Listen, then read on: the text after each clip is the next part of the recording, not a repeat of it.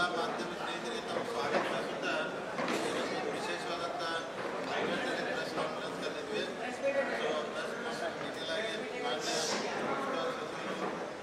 ತಮ್ಮ ಮುಂದೆ ಮಾತಾಡ್ತಾರೋ ಮತ್ತು ತಮ್ಮ ಮುಖಾಂತರ 29 ವರ್ಷದ ಹೋರಾಟ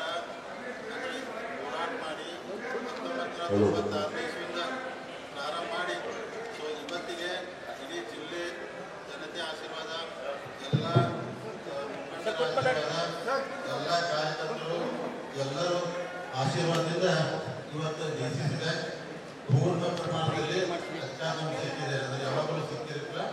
ಸೊ ತಮ್ಮ ನಾವು ಹೇಳಿದ್ವಿ, ನಾವು 13 ಜನ ಪ್ಯಾನೆಲ್ ಮಾಡಿದ್ವಿ. ಆ ಪ್ಯಾನೆಲ್ ಮುಖಾಂತರ ನಾವು ಸೇಮ್ ನಿಲ್ಸಿದ್ವಿ ಅಂತ ಹೇಳಿದ್ವಿ. ಸೊ ಅದ ನಂತರ ಸ್ವಲ್ಪ ವ್ಯತ್ಯಾಸಗಳು ಹೆಚ್ಚು ಕಮ್ಮಿ ಆಗಿದ್ದವು. ಇವತ್ತು ನಮ್ಮ ಅಣ್ಣ ಸಾಹೇಬರು ಪ್ರಯತ್ನ ಅಂತ ಬರ್ತಾಯಿದ್ರು.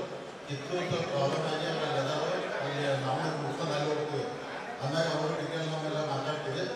ಅದಕ್ಕೆ ಮೊದಲನೇದಾಗಿ ಇಲ್ಲೇ ಮಹಾಜನತೆಗೆ, ರೈತರಿಗೆ, ಎಲ್ಲ ಸಚಿವರಿಗೆ, ಶಾಸಕರಿಗೆ, ನಮ್ಮ ಅಭಿಮಾನಿಗಳಿಗೆ, ಕಾರ್ಯಕರ್ತರ ಮುಖಾಂತರ ಅನಂತ ಧನ್ಯವಾದ ಹೇಳ್ತೀನಿ. ಯಾಕಂದ್ರೆ ಹೇಗೆಲ್ಲ 29 ವರ್ಷದ ನಿರಂತರ ಹೋರಾಟ ಬ್ಯಾಂಕ್ ಹೊರಗಡೆ ಭಾಳ ರೀತಿ ಪ್ರಯತ್ನ ಮಾಡ್ತಾರೆ. ಹಾಗೂ ನಮ್ಮ ಕೆಲವೊಂದು ಸೀಟ್ ಬರ್ತಿದ್ದೀವಿ, ನಮಗೆ ಬಹುಮತ ಮಾಡೋಕ್ಕಾಗ್ತಿರಲಿಲ್ಲ.